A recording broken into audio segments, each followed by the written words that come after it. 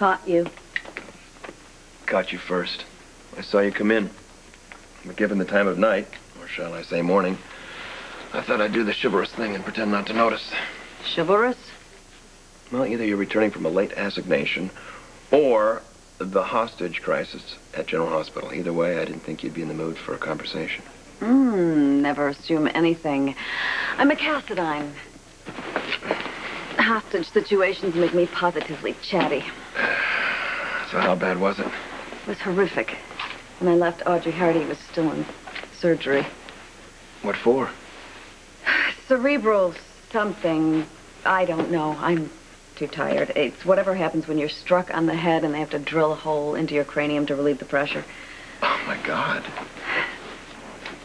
An intern, one Gregory Cooper, was dropped from the program last week when the hospital learned that he had psychological difficulties. He was understandably upset about this, so he went out and purchased himself an automatic weapon. How he was allowed to do that is unfathomable to me. In any case, he lured the other interns up to the 6th floor and proceeded to have himself a party. Actually, I don't even know what his intentions were, but Audrey Hardy and the chief resident, his name escapes me, had the misfortune of walking in. Cooper shot and killed Falk, I think is his name, and Audrey Hardy was struck on the head with a gun butt. Tell me, Mr. Ashton, what is your position on the sale and private ownership of assault rifles? Well, until now, I didn't think I had one. So how did you wind up in the middle of all this? I'm co-counsel, remember? The power was shut down in the East Wing for about 2 hours, leaving the patients and employees trapped while a man with a gun ran amok. Is the hospital liable? Gee, I don't know. Why wasn't the security better?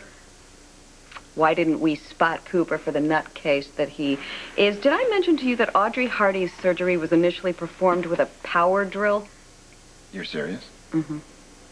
She had seizures, and one of the interns thought the only way to save her would be to perform the surgery right there on the 6th floor with construction equipment. All in all, it wasn't a very good day. I'm surprised you missed it. I'm damage control for the family only. Whatever our faults, at least we can't be blamed for rifle-toting madmen. Don't bet on it. Veronica Bowles was already asking for an interview with Alan, and as chief of staff, he is ultimately responsible for Cooper's association to the hospital. Is that your quote or Stefan's? Oh, no, Ms. Bowles came up with that one all on her own. My cousin was absent from the proceedings, but I'm sure when asked, he will give his wholehearted support for Alan yet again. The Quartermains are always grateful for the Cassadine support. Oh, and we're confident that you will rush to our collective defense if the situation is ever reversed. Without a moment's hesitation. So, how severe is the fallout? Difficult to say. Catherine Bell was trying to come up with a positive spin on things when I left. You mean there is one? I have no idea, which is why I left.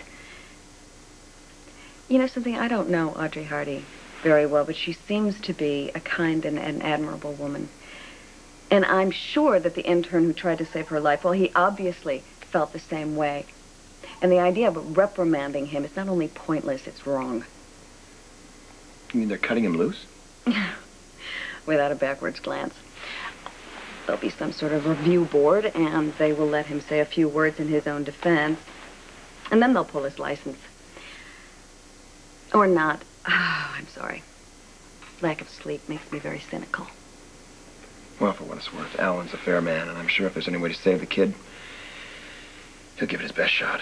Alan's responsibility is to keep the hospital open. He has to follow the rules for the good of the institution. You see, there's a difference between the letter of the law and the spirit of the law. What you intend is justice. What you usually get is a lot less. See? Now I'm starting to moralize. Time to go to bed. You care. That's what makes you good. Yeah, well, I'd like to think so. What are you still doing here, anyway? It's work. At 4 o'clock in the morning? Yeah, sometimes it beats going home. Sometimes it does. Good night. Good night.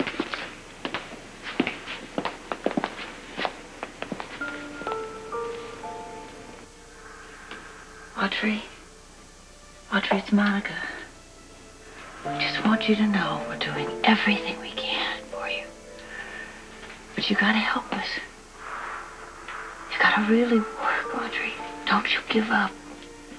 Don't you dare give up. We love you so.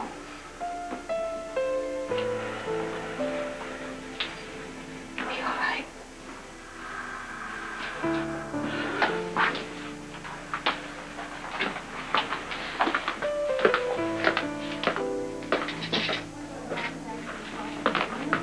I heard what happened. Oh. Is she your friend?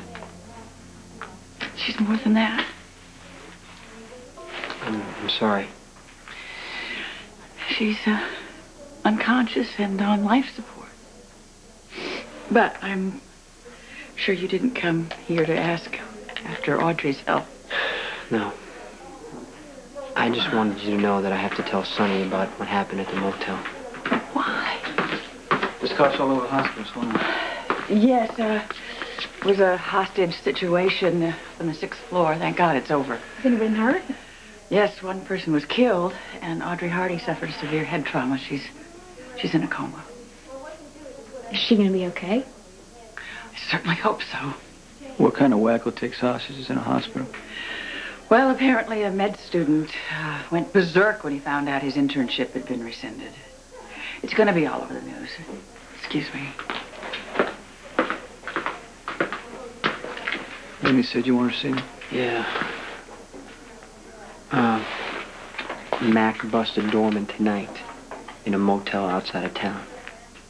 In the act with the drugs? No. Then why was he arrested? It's complicated.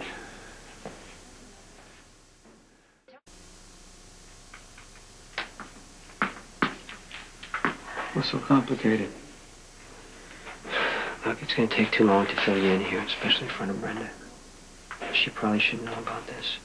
Can it wait? Yeah. Only till morning, though. All right, see you then. Okay. Brenda? Wanna go? Yeah. See you Good later. night, Sonny. We'll say a prayer for Audrey. Thank you.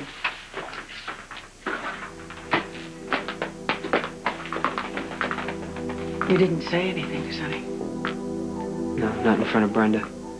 I wish you wouldn't discuss it at all. I have no choice. Why is it so important to tell Sonny what happened? Well, I work for him, and he already knows I was there. He's going to want to know why.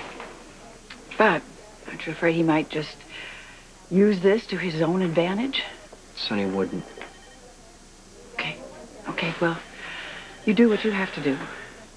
I guess I'm just worried because I feel so ashamed. About what? If it weren't for you, I might have killed Dorman. So what? He deserves it. No, I am a doctor. I am sworn to save lives, not to take them. Yeah, so did Dorman.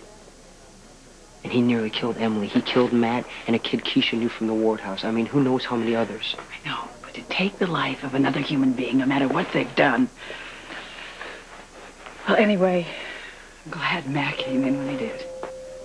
Are you going to tell the quartermains what happened tonight? I don't know. I mean, I wouldn't know where to begin. What do you think? It's your call. I know, but what would you do? I probably wouldn't tell him. So when will you know if that lady's going to be all right?